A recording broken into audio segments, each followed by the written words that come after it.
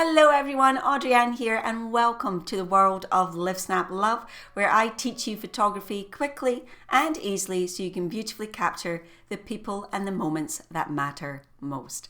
Now, right now we are in part 2 of our 3-part series where I give you a behind the scenes tour of my photography gear so you can see exactly what I have inside my camera bag. Now in part 1 we spoke all about my camera body and shooting accessories. So if you haven't watched that yet, you can go and watch that after you've watched this one. This video is all about lenses. So I'm going to go through all 7 lenses that I own. I'm going to share what I would use each one for and show you some example images using each lens as well. Now in the description you'll find underneath this video, you will see links to all of the camera gear and lenses that I mention in these videos. So do be sure to check that out. Now that is also where you'll find a link to watch our free photography class, Pro Tricks for Professional Level Photos. Now do make sure you watch that because that is going to teach you exactly what you need to know in order to get professional level wall-worthy images regardless of the camera gear that you use, because it's so important to bear in mind that your camera gear does not make the photo, you do. So it's important that you know how to use the gear or you're not going to get the results that you're looking for. So we have 7 different lenses to get through today. Now that is a lot of lenses, and I do want to point out right now that I've been shooting for a long time, probably about 12 years, and I've collected these over the years. Secondly, I teach photography. That's what we do. We teach photography to photographers all the way from beginners to more advanced photographers. So I have a broad range there so that I can help as many people as possible as well. That's my excuse and I'm sticking to it. So please bear in mind that if you're a hobbyist and you're just starting out, you definitely do not need all of these lenses. No way. A couple of lenses that do exactly what you need them to do is all that you need. You don't need the same length and breadth that I have. The second thing that I'm going to point out before I go into this is that when I describe these lenses, I'm talking about how they perform on a full frame camera. If you have a crop frame camera, they are going to perform differently. Now, if you're not sure of the difference and how that works differently on a crop frame versus a full frame, then we do have a video on that for you. Again, you're going to find a link to that in the description underneath this video. So watch that first if you're not sure, then come back here and watch this video because then it will make a lot more sense.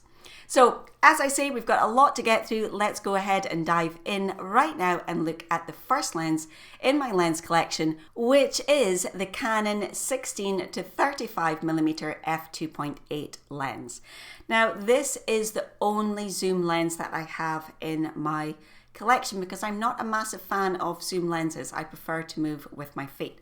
In case you don't understand what I'm talking about there, a prime lens is a lens that only has one focal length. If you want to get closer to the action or further back, you have to move your feet. A zoom lens, on the other hand, has multiple focal lengths and you use the zoom ring to bring everything closer or further away. So this is the only zoom lens that I have because I'm a massive fan of prime lenses. This lens I purchased mainly so that I could take more environmental, lifestyle and documentary style photos. So my particular style of photography, I shoot documentary and portraits with a little bit of macro, and sometimes I wanted to capture more of the environment. So if I was somewhere like a beach or up in the hills, I wanted to be able to capture the person and also all the landscape around them. And of course I might want to dabble in landscapes from time to time, and this lens will allow me to do that as well. So that's what I use that lens for, that environmental style, documentary style images where I want to include more of the scene for context, and for the occasions when I dabble in landscape photography, I will use this lens as well. Next up we have the Sigma 35 mm f1.4 art lens. This is probably my most used lens. In fact, it is my most used lens because it suits the style of photography that I do. So as I said, I shoot lifestyle, documentary style images, and this 35 mm gives you a wider view than the naked eye. Remember, I'm talking about a full frame camera here. For how these lenses will perform in a crop frame, do make sure you watch that video on what the lens numbers means, and you can then start to convert it. But on a full frame camera, this gives me a wider view. In other words, I can see more through the frame than I could with the naked eye. And this is important because in documentary or lifestyle photography, you often want to show the surroundings as well, just to add context to what you're doing. We don't just want to see a headshot. We wouldn't be able to see what was going on in that documentary style image. So in order to capture more of the scene, we want something that has that wider angle of view. It's also incredibly sharp, even at f1.4, which is all the way open. And that's important to me as well, because I love to shoot indoors. In Scotland here, it is pretty dark most of the time, or for a lot of the year. So getting that extra light in through my aperture is important. I also love images with an extremely shallow depth of field. So this lens helps me do that as well, should I want to. So that is why it's my most used lens, because it lends itself so well to shooting indoors in lower light conditions, and that's where a lot of day-to-day life takes place. I would also use this lens outdoors for, again, images where I want to include some of the background so that I have that environmental aspect to the image, and that adds more context to it. I wouldn't use this lens for portraits. Anything that is a wider angle will distort the face for individual portraits, and it makes the nose look bigger, and that's not really what we want to do in portraits. So I would, however, use this lens for group portraits. In other words, when you have a larger group in the frame and you want to fit everyone in, that's an excellent lens for that as well. So next up in our camera bag tour is this one. This is the Canon 50mm f1.4 lens. Now I did have the 1.8 version when I started out in photography, and I upgraded to the 1.4 version. Now the 50mm is considered a camera bag staple, and that's because on a full frame camera it gives the same field of view as the naked eye. In other words, when you lift your camera to your eye, the field of view, what you see through the viewfinder, is going to look roughly the same as what you can see with the naked eye. That means it can be used for a variety of things. You can use it for portraits, for group portraits, for lifestyle or documentary or street photography. It's an all-rounder lens. It can do a little bit of everything.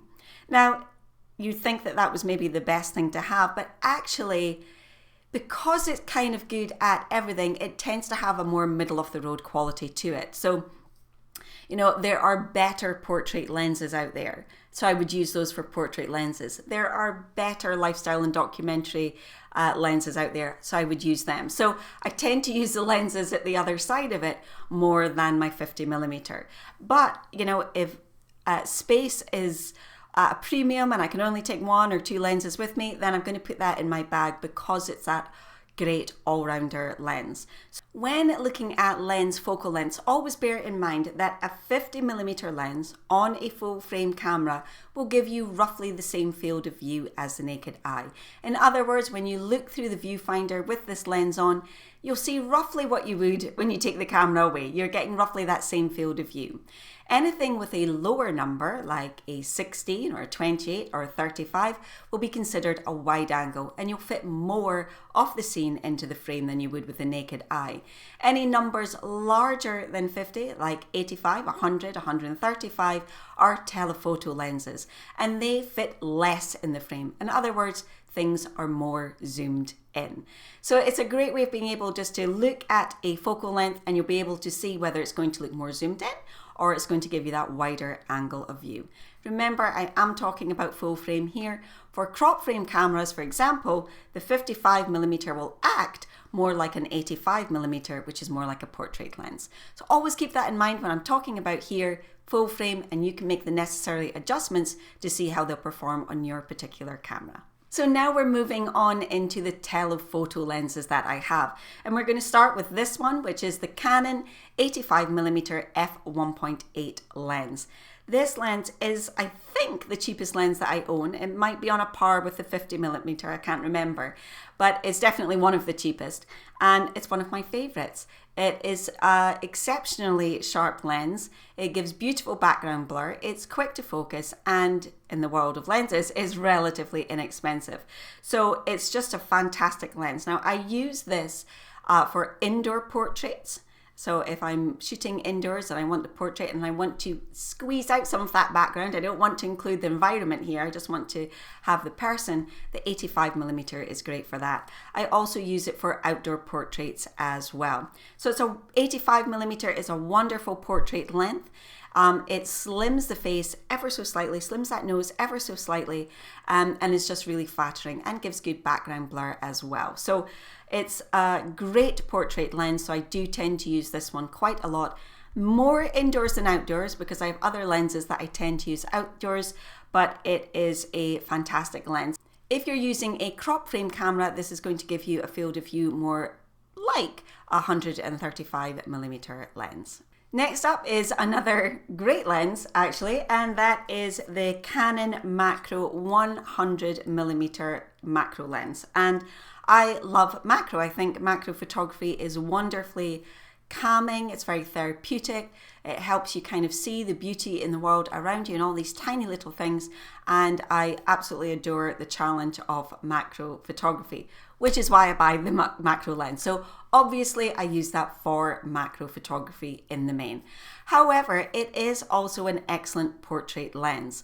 So if I was looking for headshots, I do tend to put this lens on. I use the 85, but I tend to use the 100mm for headshots, especially indoors, because it's wonderfully sharp. It gives beautiful background blur, and it is just an all-round fantastic lens. But if I didn't do macro, I wouldn't have this lens. You know, I would use the 85 or the 135 for portraits, but since I have it, because I do macro, then I do try and use that for portraits as well, so that I'm getting a bit of 2-in-1 there as well. Only got 2 lenses left to go, so let's keep going. I've got now the Canon 135mm F2.8 lens. Now, I absolutely adore this lens. It's one of my favorites. I tend to use this outdoors. It's too long indoors, so I tend to use this for outdoor portraits. And I tend to just use this for individuals. You could squeeze a family into it, but you're going to be quite far back. But you can do it. It is possible, but it tends to work more for single or siblings or engagement couples rather than, you know, families or groups. I would use a shorter focal length for that. But this lens gives that wonderful background blur. So if you want creamy, dreamy background blur, this longer length will do that for you because it compresses the background and it magnifies that blur, giving you a bloodier background. So if you like that kind of look where you separate the subject from the background, these longer length lenses are fantastic for it. It's an L lens, so it's really good quality, and you do get fantastic contrast and clarity and color just straight out of the gate with it. So it doesn't mean less editing actually, because it just renders such beautiful images. The final lens that I have in my lens collection is this one, which is the Canon 200mm f2.8. Now, this is probably the least used lens in my lens collection, and that's because it's just that little bit too long, but it does give the most amazing background blur. I mean, just so dreamlike. It's just beautiful. But because it's so long, you can only really use this on individuals or maybe on couples or siblings. As long as they're not too old, you do have to be quite a fair bit back. But it does give that beautiful background blur. And again, L lens, contrast, clarity, and color. 3 things straight out of the gate that are absolutely beautiful. But as I say, this longer length lens, I can't use it indoors. I can only use it outdoors where I can get lots of room and I can have lots of space between myself and the subject. So for that reason, I don't tend to use it an awful lot. I would sell it, but I just actually can't bear to part with it. But it's one of those lenses that is the least practical. And if I had to give away a lens, this would be the one that I would give away. Now, don't forget, the lens that you use is actually a very small component of the overall photography jigsaw puzzle. The light you use, your subject, your camera settings, the vision for the photo is far more important. Your lens is a tool that kind of fits into that. It is a tool that allows you to bring that vision to life. So equipment is important. I'm not saying it's not, but remember, it's only a small part of it. The other part is making sure that you get everything right in camera. And that's exactly what we talk about in the free photography class. So if you haven't signed up for that yet, be sure to do so now. You'll find a link to it in the description underneath this video. Next week, I'm going to be back with part 3, which is the final part in this 3-part series, where I'm going to be looking at the actual camera bags that I use to transport this equipment around, when I would use each one. And also I'm going to be talking about other photography accessories that I have that might not use on a day-to-day basis, but I have for very specific purposes. And I'm going to share that with you next week. So be sure to subscribe and you'll be notified when that video is released. Now I want to hear from you. Do let me know in the comments, what is your favorite lens? And again, if you don't yet have your favorite lens, which one are you hankering after? Leave a comment for me and let me know. And if you are not yet subscribed to our email list, why the heck not? Go and do that now.